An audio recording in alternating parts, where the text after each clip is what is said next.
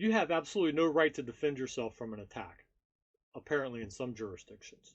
Let's talk about that for a moment. Welcome to Law and the Life. I'm your lawyer, Patrick McGeehan, and I am your best friend at your worst time.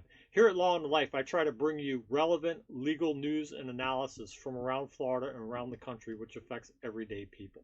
This time, I'd like to discuss with you self-defense. There seems to be an ongoing movement or concerted effort in certain jurisdictions of this country to do away or minimize your right to self-defense.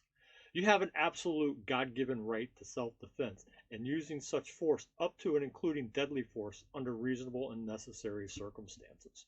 I don't know where this movement has come from, but I first noticed it in the trial up in Wisconsin. In that trial, the prosecutors made several statements in front of the juries, which I'd like to show you here. The first is a statement by Prosecutor Thomas Binger, where he says this to the jury. You lose the right to self-defense when you're the one who brought the gun. I don't know where that comes from, but that's absolutely false. In the same trial, Prosecutor John Krause made this statement, which is equally absurd. Everybody takes a beating sometimes, right? Now, I don't know how many beatings John Krause has taken in his life, but I'm guessing it's not very many. And that's absolutely untrue. There is nothing, no legal theory, no law that I know of anywhere that requires you to take a beating. You are allowed to defend yourself. Without question, you're allowed to defend yourself. But I don't know where this effort is coming from these people. Anyway, I'd like to talk to you about a man named Jose Alba. This is Mr. Alba. He's 61 years old. He's a Dominican immigrant. He came here 30 years ago. He got his U.S. citizenship about 14 years ago, and he works as a clerk in a bodega called the Blue Moon Bodega,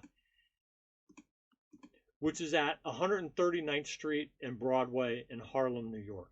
Now, it's a pretty rough neighborhood. I've been to that area. I was an expert witness on a case in that area, and I had to go up there and investigate the case. Anyway, that's neither here nor there. Back to Mr. Alba. This is Mr. Alba after he was released from Rikers.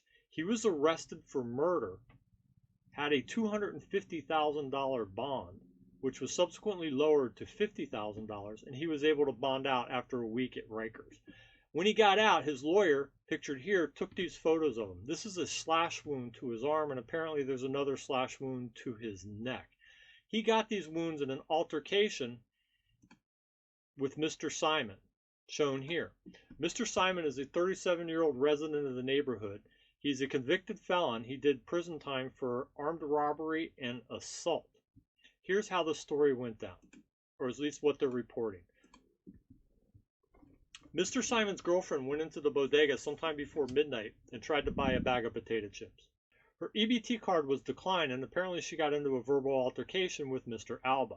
She left and went and got Mr. Simon. Mr. Simon came down to the store, to the bodega, and physically confronted and assaulted Mr. Alba. It was caught on video, and the police have released some of the video, and here's what we have so far.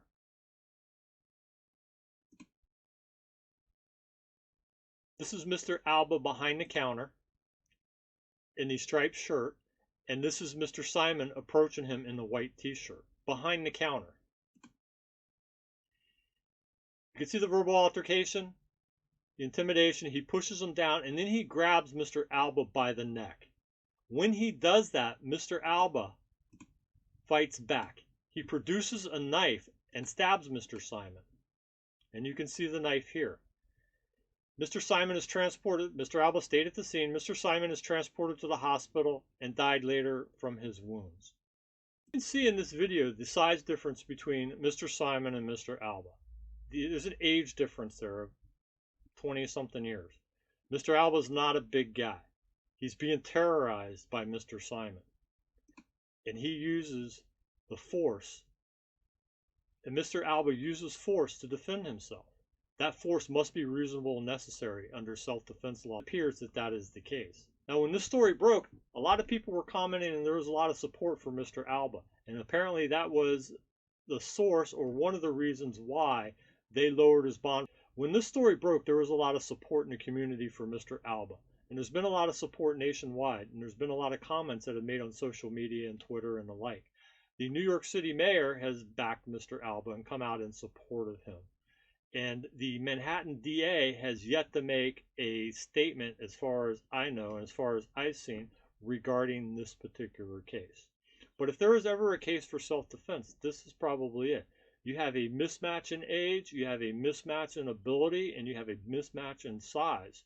And you have somebody who is very obviously the aggressor. And then you have Mr. Alba, who is, just being pushed around and letting himself be pushed around until a certain point.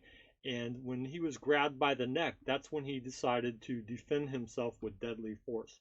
Unless there's some facts that I'm not aware of that haven't been reported by the police, and that is not uncommon. They rarely let all the information out. They hold back much more information than they give the public.